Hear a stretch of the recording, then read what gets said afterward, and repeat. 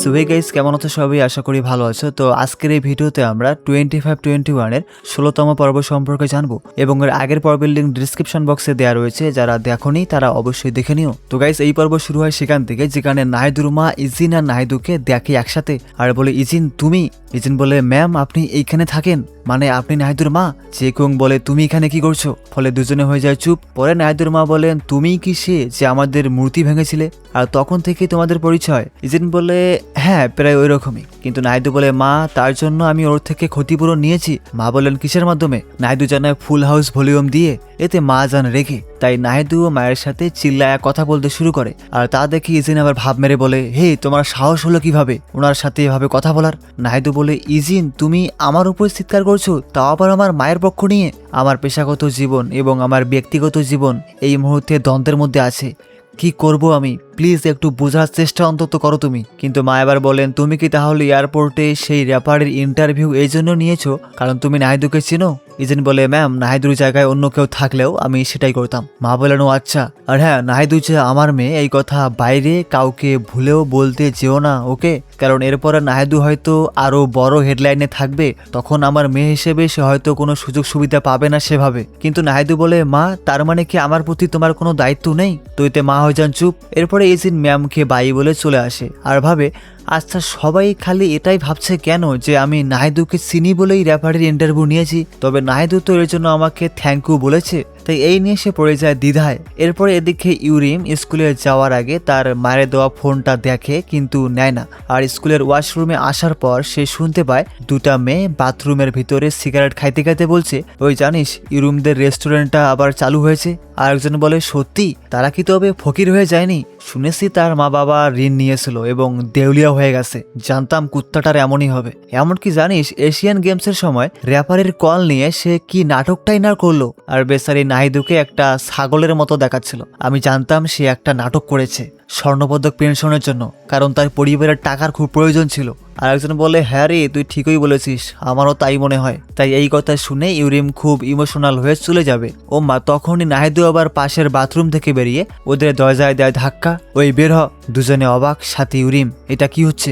নাহিদু ওরে টাইনা নিয়ে এসে বলে, কি যেন বলছিলি আবার বল। ইউরিম, কি আব্বে শালে ইউরিম রে নিয়ে এমন কথা বলার সাহস কি করে হয় তোর? ব্যাস লেগে যায় আবার সেই চুল টানাটানি, সাথে ইউরিমও লেগে পড়ে। আর এইভাবেই চলে কিছুক্ষণ। নাহিদু বলে, আজকের পর আর জন্য কখনো না দেখি ইউরিমকে নিয়ে কথা বলা। ফলে দুজনে পেয়ে যায় ভয়, তবে ইউরিম যায় চমকে যে এটা আমি কি দেখছি। পরে নাহিদু হেলে দুলে ক্লাসে ফিরছিল। পিছনে ইউরিম বলে, নাহিদু আমার পক্ষ নেয়ার তুমি কে? বলছি তো আমি ভালো আছি, কেন তুমি আমার পক্ষ নিয়ে আমাকে বোকার মতো দেখালে? এই বলে শুরু করে কাঁদতে। নাহিদু অবাক, কিরে তুমি কাঁদছো কেন? ইরুম বলে, তুমি কি জানো তোমার কারণে আমার পরিস্থিতি কতটা কঠিন হয়ে গেছে? নাহিদু অবাক, আব্বে আমি কি করেছি? আসলে এইমাত্র আমি যেটা করলাম কারণ হারামিগুলা তোমার নিয়ে মজা নিচ্ছিল, তাই আমি ওগো ছাইরে দেবো নাকি? ইরুম তখন আর কথা না বাড়িয়ে ডিরেক্ট বলে দেয় যে আমি হলাম ইনজুলমি। আর এই সব বলে কাঁদতে কাঁদতে যায় চলে। আর তখনই নাহিদুর মনে পড়ে, ইজিন তো আমারে কইছিল যে সে ইনজুলমি নয়, আর আমি তো সেদিন ইউরিম রে পালাইতে দেখছিলাম, তার মানে ইউরিমি হচ্ছে ইনজুলমি। ব্যাস, নাহিদু গিয়ে ধরে হাত। আবার বলো, কি বললে তুমি ইনজুলমি? ইউরিম কাঁদতে কাঁদতে বলে, আমি দুঃখিত ইয়ার, আমারে ক্ষমা করে দাও। আমি তোমারে ভুল বুঝছিলাম, তাই আমি তোমাকে সবসময় নিচু চোখে দেখেছি এবং খারাপ আচরণ করেছি। আমি জীবনে সবসময় একা ছিলাম, কষ্টে ছিলাম, আর তুমি সবসময় আমাকে সান্ত্বনা দিয়েছো দিনের পর দিন, রাতের পর রাত। তাই তুমি আমাকে এখন ক্ষমা করে দাও নাহিদু। ব্যাস, নাহিদু হয়ে যায় শকড। কি করবে কি বলবে বুঝতে পারে না। তবে সে বলে, ইউরিম ঠিক আছে, তুমি শুধু আমাকে একটা কথা দাও, ডাইভিং। তুমি সেটা আর কখনোই করবে না, কারণ এটা খুবই বিপজ্জনক, যা তুমি কল্পনাও করতে পারবে না। ইরম বলে, ওকে তাই হবে। আর এরপরে গাইস দুজনে জড়িয়ে ধরে কাঁদতে শুরু করে, সাথে দুজনে দুজনকে বলে সরি সরি সরি। এদিকে ইজিন যখন নিউজ রুমে তার শুট করা ভিডিও দেখছিল, তখন হঠাৎ এই লুচ্ছাটা চলে আসে আর বলে, ইজিন কি করছো? ও তাহলে এইগুলা দেখছো? দেখো ইজিন, তুমি যে শুট গুলো নিচ্ছ সেগুলো সত্যি বিরক্তিকর। তোমার উচিত তাদেরকে নিয়ে বাস্তবের মতো করে শোট চালানো, তখন সেটা দেখতে আরো আকর্ষণীয় লাগবে। কিন্তু ইজেন বলে, ওই মিয়া পাগল হয়ে গেছেন নাকি, তাদের ক্ষতি হতে পারে, এরকম আমি কিছুই করব না, সরি। তবে এই কথায় গাইস এই লুচ্চা যায় রেগে, আর আমরা বুঝতে পারি সে নিশ্চয়ই কোনো গড়বড় করবে। কিন্তু গাইস এদিকে আবার কি হয় দেখো, ইজিন তো দুজনে শুটিং করছে, আর তখন সে লক্ষ্য করে তারা ফেন্সিং করতে করতে হঠাৎ ইউরিম যায় পড়ে। তখনই ইজিনের আগে নাহিদু যায় তার কাছে। ইউরিম, তুমি কি খুব ব্যথা পেয়েছো? তোমার খুব লেগেছে তাই না? ইউরিম বলে, না সমস্যা নেই, তুমি ভয় পেও না।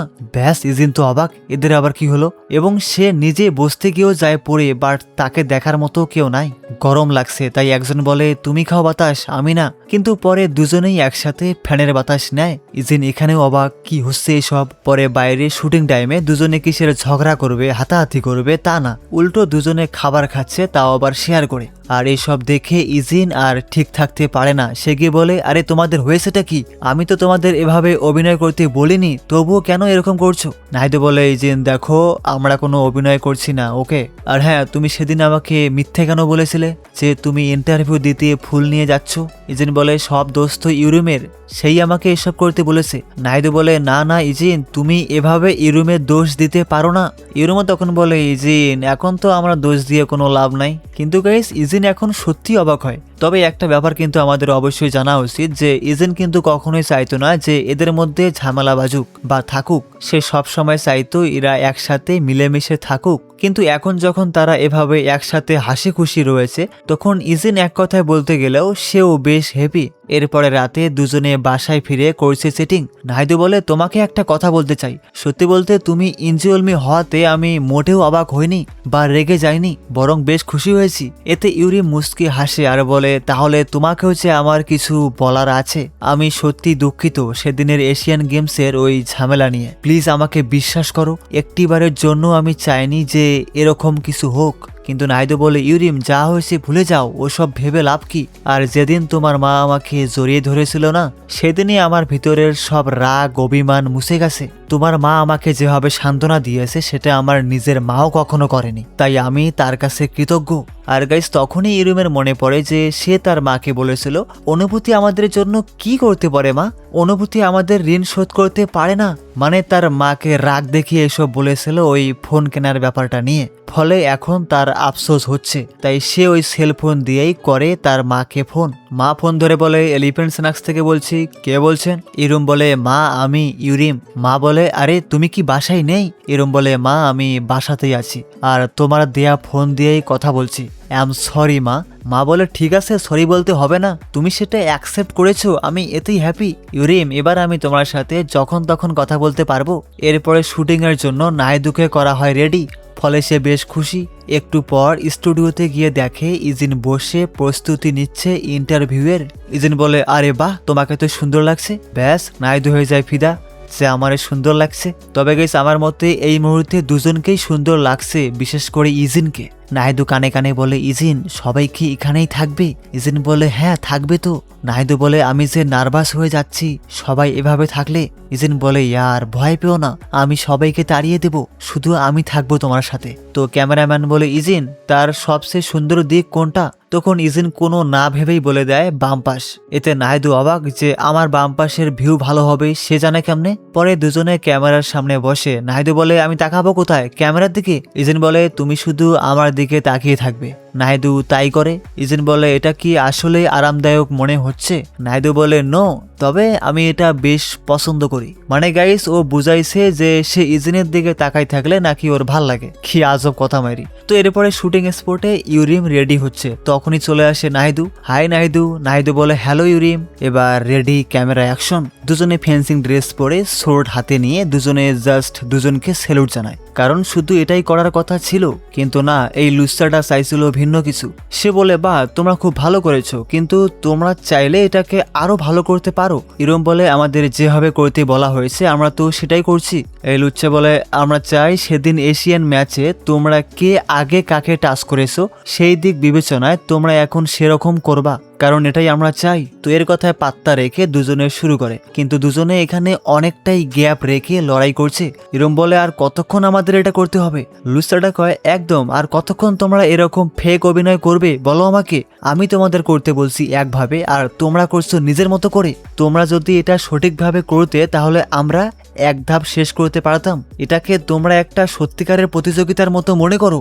তোমরা দুজনেই এত সতর্ক কেন? ওয়াই? তাই আবার শুরু করে দুজনে, কিন্তু নাহিদু পেয়ে যায় আঘাত, তাও আবার পায়ে। এতে ইউরিমের হয় আফসোস। তবে অন্যদিকে গাইস, ইজিন যখন নাহিদুর ভিডিও এডিটিং নিয়ে ব্যস্ত তখন সে জানতে পারে এখানের অবস্থা। তাই সে আর এক মুহূর্ত দেরি না করে চলে আসে শুটিং স্পটে। দেখে নাহিদু নিচে পড়ে রয়েছে, পাশে ইউরিম। তাই সে গিয়ে জানতে চাইলে ইউরিম তো ফরফর করে সব বলতে যাচ্ছিল, কিন্তু তখনই লুচ্ছা ইজিনের বলে, ও ইজিন তুমি এসেছো।